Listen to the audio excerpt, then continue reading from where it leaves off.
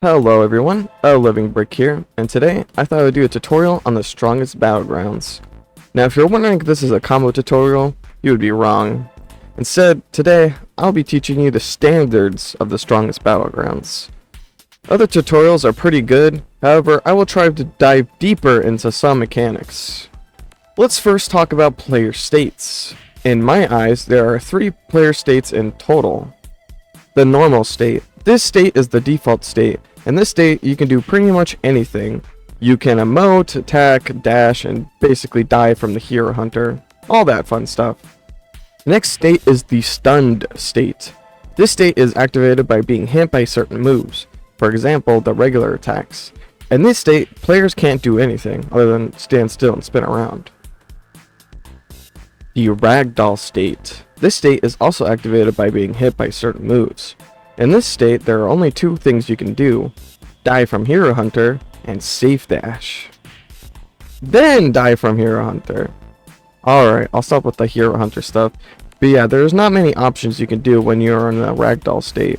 You or an opponent are simply combo food.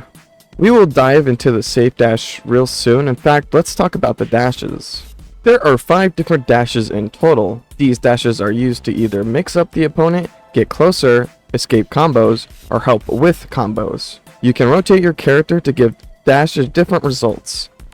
Dashing is not based on where you're looking, but what movement direction you're holding. The forward dash. By holding forward then pressing the dash button, you will get a forward dash. The forward dash pushes you forward with a hitbox. There are 2 hits that happen. 1, players simply hit the opponent and will give them stun, which can lead into combos. 2, players get pushed away.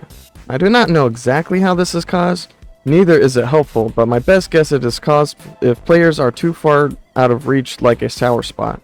Its cooldown is around 5 seconds.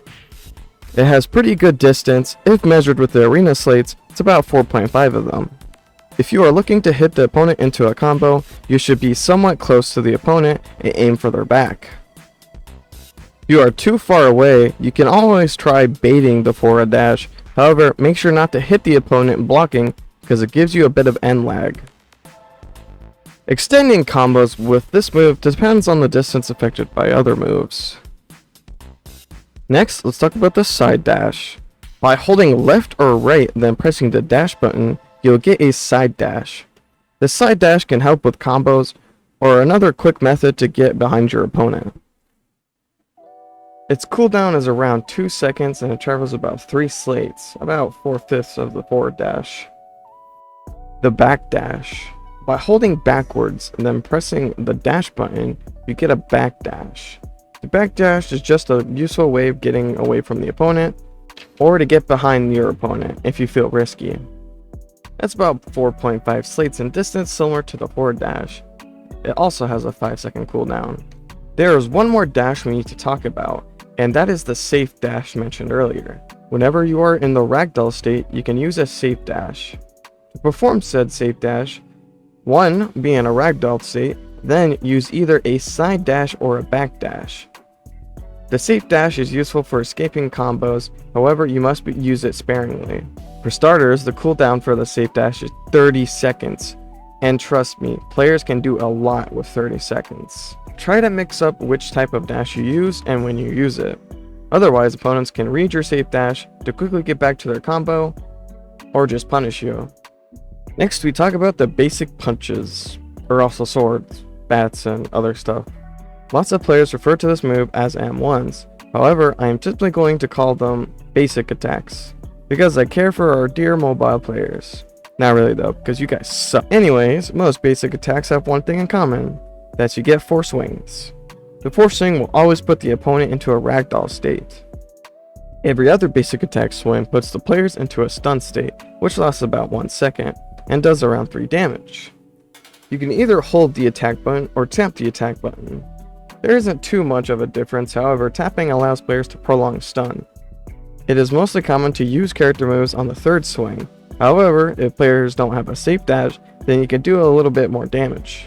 Now the basic attack actually has 3 unique 4th swings. These are performed on or after the 3rd swing to give the 4th swing different results. You have the regular one, simply pressing and holding the attack button. which pushes players away a certain distance and gives them 4 damage. You have an uppercut performed by holding the jump and the attack button. It sends the opponent upwards, also giving them 4 damage. Then you have a slam by jumping after the third swing, then pressing the attack button, sending them straight to the ground, but with 5 damage. So in total, basic attacks can get around 12 to 15 damage each combo. Damage isn't always the right number. A couple things before I dive deeper into the basic attacks. Brutal Demon has a unique regular fourth swing that does 5 damage and sends them into the ground, kinda like the slam, but faster. Destructive Cyborg's regular fourth swing sends the opponents a little bit further, most likely to help with jet dive. Hero Hunter sends opponents slightly upwards on its regular fourth swing.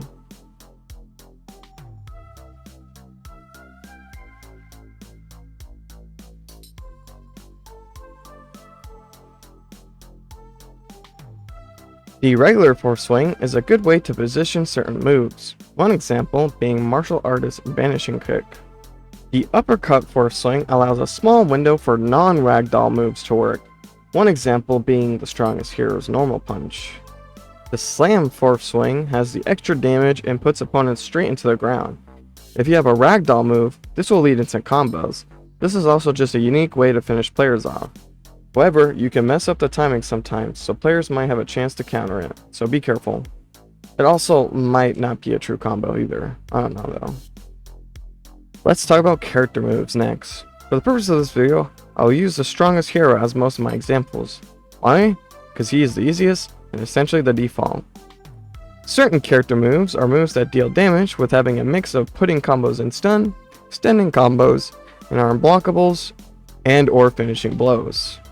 Finishing blows are kind of busted. Finishing blows are certain character moves that kill at certain percentages. So your goal isn't getting to 0, it's getting to what I like to call the magic number. The magic number is being 20%. Most finishing moves are 20% below, 15% below, and 10% below. The strongest hero has all 3 of them. The normal punch kills 20% and below. The uppercut kills 15% and below. I might be wrong on this, but lastly, the shove kills 10% and below. So if you ever wondered why you died so early, it's just because you got hit by a finisher. Unblockables. Unblockables are pretty easy to explain. They are simply character moves or the basic attack slam that goes through the opponent's block. Some don't work while some do. Some carry its effects while some don't. One example of an unblockable move is a normal punch. Alright, let's talk about the stun character moves. These moves are simply to extend combos, and most, if not all the time, are true combos. The best example is consecutive punches. The recommended route in my eyes are 2 basic attacks, consecutive punches, and then a 3rd basic attack swing, and another character move. Alright, combo extender moves. Now there is a small difference in these. Some moves in the game allow opponents to follow up on a new combo but sometimes aren't guaranteed. For example, the uppercut is a great combo extender as it works on ragdolled opponents and can lead into a second combo. However, some moves are sending opponents into a ragdoll state, meaning they can simply just use their safe dash to escape. One of the funniest examples is Bullet Barrage, as opponents can just safely dash out of it. The last thing I want to talk about is blocking. When in block, you can only cover what's in front of you. It is also important to block those 4 dashes as it gives you an advantage. But there is one thing I kinda hate about this block mechanic. It is almost entirely client side, and as soon as players are halfway past your character, you are able to be hit. You don't even need to be facing them, you just need to be halfway behind them. Not to mention half the moves in this game are just unblockable. The strongest hero has 3. I feel like this is one of the mechanics that should be focused on a little bit if there ever is a rework. And that's about it. I would like to talk about ultimates, but they're pretty straightforward. They give you moves that are overpowered and kill. But that is all. Thanks for watching. I hope this video helped you gain some knowledge on strongest Battlegrounds.